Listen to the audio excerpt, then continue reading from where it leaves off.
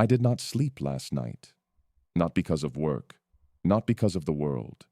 Not even because of the future people keep asking me about. It was something far more personal, far more unsettling in a quiet way that sits in your chest and refuses to leave. My son said something to me. Something simple on the surface, but heavy enough that I have been turning it over in my mind like a stone I cannot put down. He told me he is thinking about forever. That is what people misunderstand about men like him. They think ambition is the hardest part of his life. They think building companies, launching ideas, shaping industries is what keeps him awake. But it is not. It is always the same question underneath everything. Who stands beside you when the noise stops? And when my son said those words, I did not hear excitement first. I heard uncertainty. I heard a man who has given everything to the world, asking himself whether there is still space left in it for someone who loves him quietly, without conditions, without agenda, without expectation of what he must become next. I have lived long enough to know that love is never just love anymore. It becomes negotiation. It becomes interpretation. It becomes something people try to win, rather than something they choose to build. And when I think of him, when I think of the weight he carries without ever showing it, I find myself asking a question I cannot ignore. Is she loving him, or is she loving what surrounds him? Before I go further, I want to say something to you directly. If you are watching this right now, I want you to stay with me for a moment.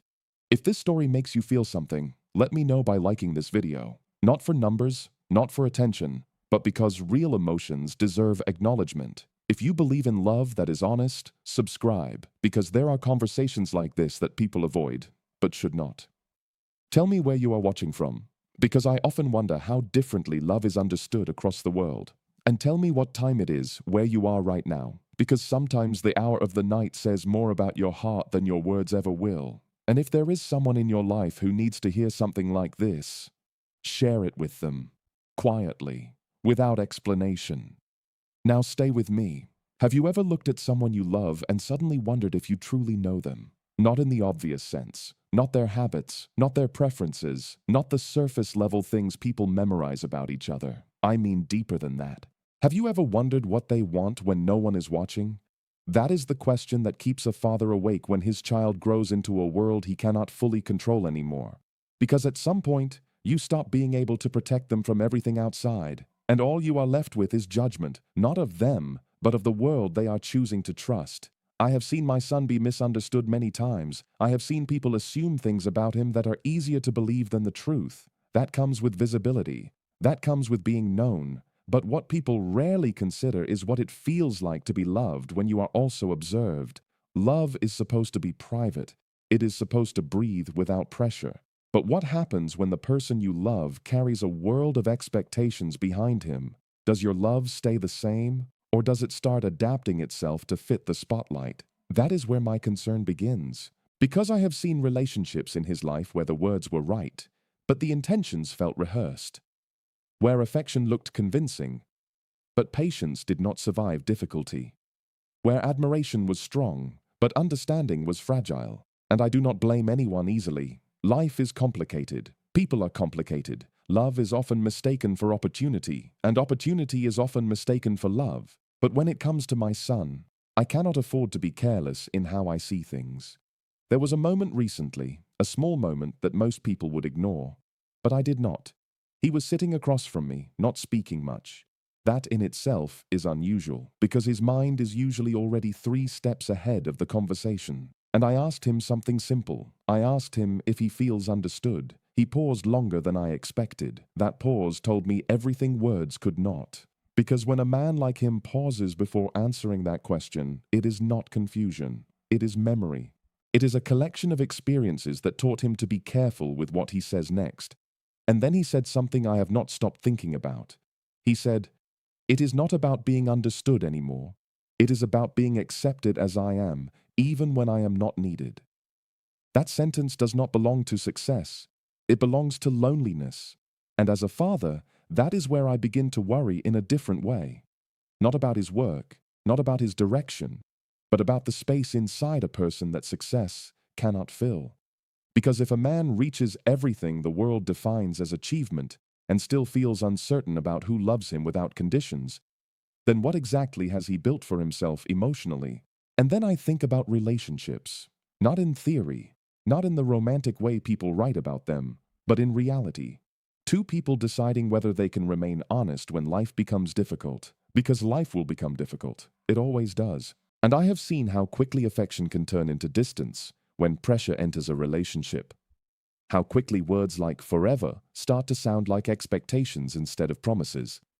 I do not believe in perfect love. I have never believed in it. I believe in tested love. Love that survives misunderstanding without turning cold. Love that survives silence without assuming betrayal. Love that survives change without losing respect. And I find myself asking quietly, without saying it aloud most of the time, is that kind of love still common? Or has it become something rare enough that a man like my son must be careful where he places his trust? There is another truth I have not said yet, and I hesitate to say it even now, because it is not comfortable, but it is honest. Sometimes I wonder if people fall in love with him, or if they fall in love with the idea of being beside him. There is a difference, a dangerous difference. One is rooted in knowing a person. The other is rooted in being seen with a person. And over time, those two can look identical from the outside, but inside a relationship, they behave very differently. One stays when things are quiet, the other stays when things are beneficial. And I have learned, over decades of observing people, that intention always reveals itself eventually. Always. My concern is not that my son cannot love. My concern is that he loves deeply enough to overlook when love is not returned with the same clarity. That is where even the strongest men become vulnerable. Not in business, not in conflict, but in affection. Because affection is where judgment becomes emotional instead of logical. And I have seen how that can blur even the sharpest mind. There are things I have not told him yet. Things I am still deciding whether a father should say out loud or keep buried in experience, because once you say them, they cannot be taken back. And if I am wrong, I could damage something that does not need damage. But if I am right, then silence becomes its own kind of failure. And that is what I am still sitting with tonight. Because there is something I noticed recently about the way he speaks when her name comes up. Something subtle, something most people would miss, but I did not. And it is that detail, that one small shift in his tone, that is making me question whether this is the beginning of something stable, or the beginning of something that will require him to sacrifice more than he realizes. And I have not told him yet what I think I am beginning to see. Not fully, not clearly, because once I do, everything changes. What I did not tell you, what I kept turning over in my mind after that conversation, is that I finally saw them together. Not in a staged moment, not in the kind of setting where people behave carefully because they know they are being observed. It was ordinary. That is what made it so revealing. A simple dinner, a long table, a conversation that moved between topics like most conversations do when people are trying to appear relaxed. And I watched her more than I watched him. Not because I distrust easily, but because I have learned something over the years that most people only learn after disappointment. People do not reveal who they are when they are speaking. They reveal who they are when they are waiting. Waiting for attention, waiting for validation, waiting for control of the room without asking for it directly. And she did something I could not ignore. She did not interrupt him. That would have been too obvious. She did something more subtle. She redirected him without him noticing. A smile at the right moment, a soft change in tone, a small gesture that made him pause, not because she demanded silence, but because she made him feel like continuing might be unnecessary. That is a skill. And skills like that do not come from love alone. They come from understanding influence. Now I want to be very careful here, because I am not speaking about one mistake, one behavior, one moment. I am speaking about pattern recognition. Because I have lived long enough to know that relationships are not defined by the best moments. They are defined by the consistent ones. After that dinner, I did not say anything immediately. Fathers often make that mistake. They speak too early, too emotionally, and end up turning observation into conflict before understanding what they are truly seeing. So I waited. And in waiting, I observed more. There is something different about how a person behaves when they believe they are close to securing permanence. They relax in a way that is not always sincere, not always dangerous, but revealing. And I began to notice how conversations shifted when certain topics came up. When work was discussed, she was interested. When pressure was discussed, she was empathetic. When sacrifice was discussed, she was present. But when loneliness was mentioned, there was a subtle withdrawal, not physical, emotional, as if loneliness is a concept she respects but does not know how to sit with. And that matters more than people realize, because marriage is not built on shared excitement, it is built on shared silence, and silence exposes everything that words can hide. One evening, after that dinner, I asked my son something I already knew the answer to. That is something fathers do when they are not looking for information, but confirmation. I asked him if he feels like he can be fully himself around her. He did not answer immediately, and when he did, he chose his words carefully. Too carefully. That is another thing I have learned. When honesty becomes edited, something is being protected.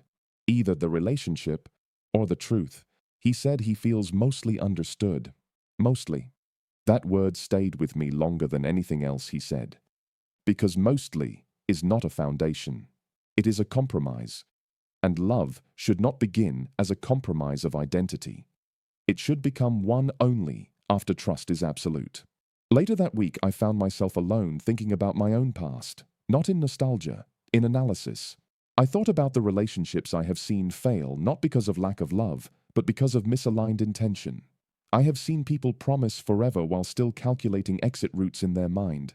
I have seen affection used as access, and I have seen emotional dependency mistaken for loyalty. So when I look at my son, I do not just see a man, I see a position. A life that is unusually exposed, a life where privacy is never fully private, and that changes how people enter it, whether they admit it or not. One night, I asked him something different, something more direct. I said, "Do you ever feel like you are loved without effort being made for what you represent?" He looked at me like he did not expect the question, and then he said something that troubled me more than silence. He said, "I do not think people separate it as clearly as you think they should." That answer was not wrong, but it was incomplete. And incompleteness in emotional matters is where most future pain begins. Because if you cannot define what you are receiving, you cannot measure when it changes. And I have seen how easily people adapt to being valued for the wrong reasons until they forget what the right reasons even feel like. After that, I began paying attention to something else. Her reactions when he is not in control of the conversation.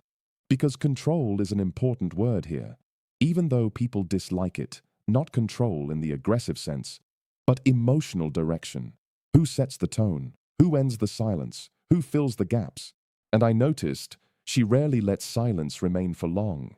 She fills it quickly, too quickly, as if silence makes her uncomfortable in a way that feels instinctive rather than situational. And I began to wonder, if a person cannot sit with silence, can they sit with emotional uncertainty?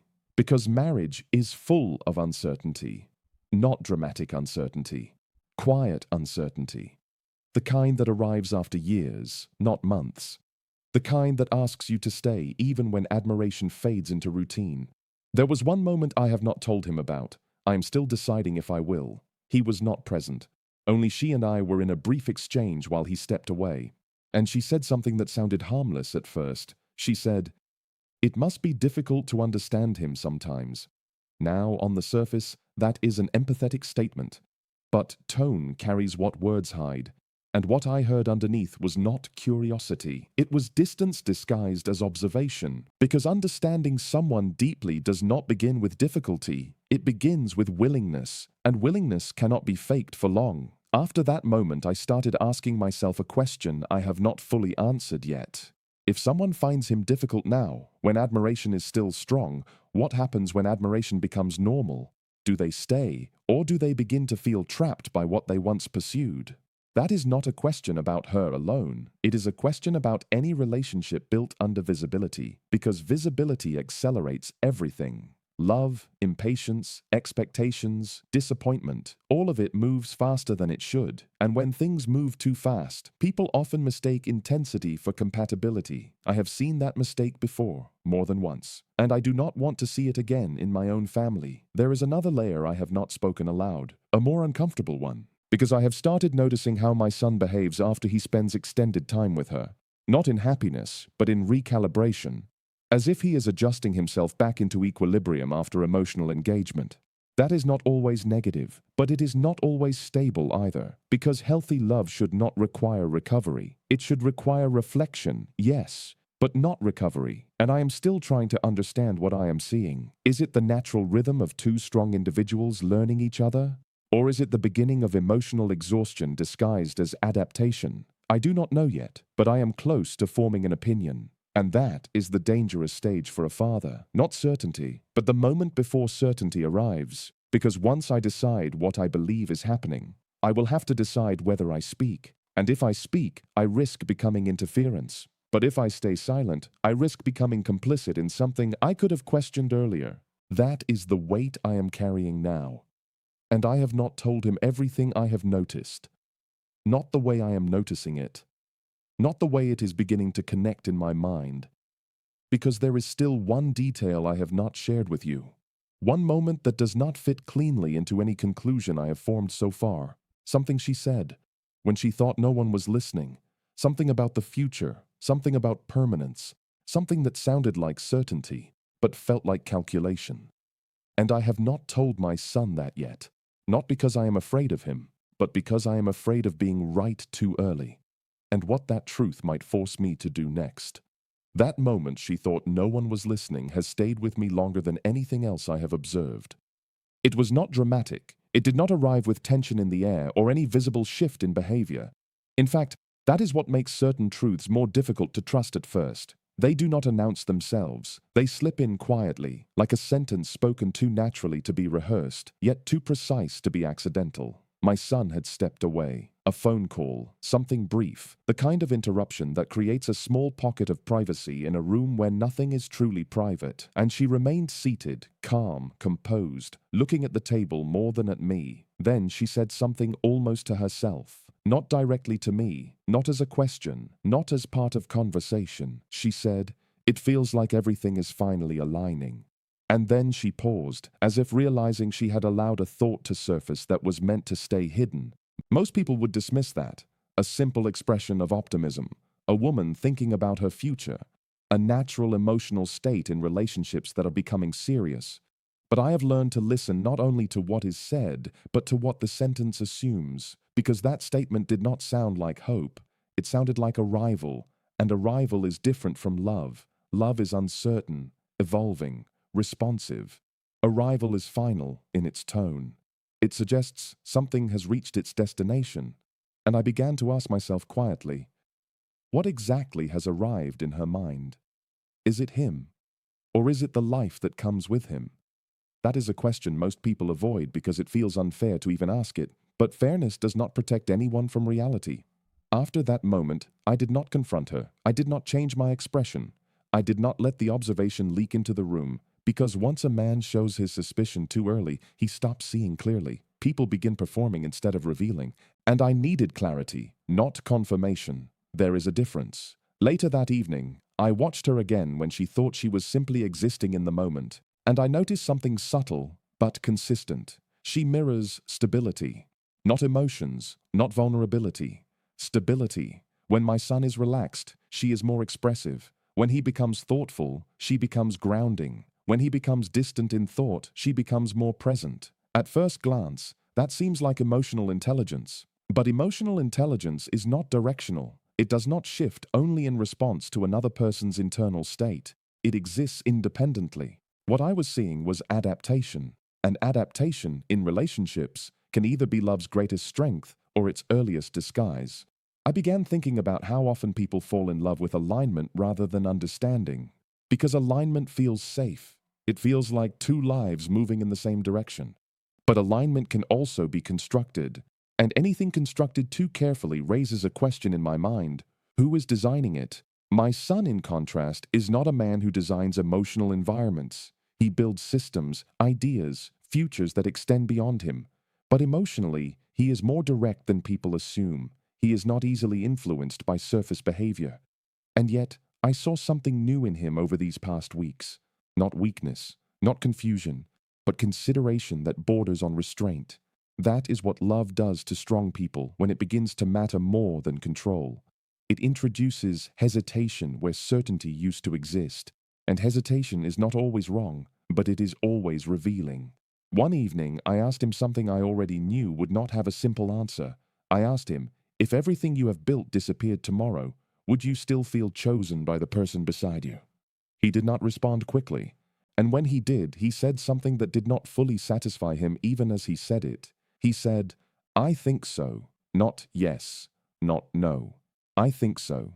That is not conviction. That is emotional probability. And probability is not enough when you are talking about a lifetime, because marriage does not survive probability. It survives certainty in moments when certainty is hardest to access. Later that night, I stayed awake longer than usual, not because I was trying to decide what is right or wrong in what I saw, but because I was trying to understand something more complex, whether I am witnessing a relationship forming or a life being gently shaped around expectations neither of them has fully acknowledged yet. There is a subtle difference between being loved and being incorporated into someone's future. One preserves identity, the other slowly reshapes it. And I have started noticing how my son's emotional language is beginning to include more negotiation than declaration. He says things like, we are figuring it out. He says things like, it makes sense in most ways. He says things like, it is working well enough. Those are not words of a man resisting love. They are the words of a man trying to make love stable. And stability is admirable, but not when it replaces emotional truth. Because truth does not always stabilize relationships. Sometimes it destabilizes them before rebuilding something stronger. And I'm beginning to wonder if something important is being avoided in the name of keeping things smooth. There is one detail I have not shared with you yet. One conversation I overheard unintentionally. It was not meant for me. It was not meant for anyone. It was spoken in a moment when she thought she was alone in her thoughts while looking at him from a distance. She said, he will understand eventually why I am the right choice. That sentence did not sound like doubt. It sounded like conclusion. And conclusions in relationships are dangerous when they arrive before full understanding has been earned. Because if someone believes they are already the right choice, they may stop discovering whether they are truly being chosen freely. That is the part that unsettles me the most, not her intentions, but the certainty behind them. Because love that begins to sound like certainty too early often stops asking the most important question. Is this still being chosen, or has it already been assumed? And I have not told my son this, not because I am protecting her, not because I am protecting him, but because I am still trying to understand whether what I am seeing is clarity or projection. And I know that the moment I speak, I cannot take it back. So I remain in this place between observation and decision, between silence and responsibility, between a father's instinct to protect and a man's responsibility not to destroy something that might still be real. And the truth is, I am not certain which side I am standing on anymore. I have said a lot tonight. More than I expected when I first began speaking, and still, the most important things remain unsaid. That is always how it is with fathers. We think clarity comes from speaking, but sometimes speaking only reveals how many layers are still unresolved inside us.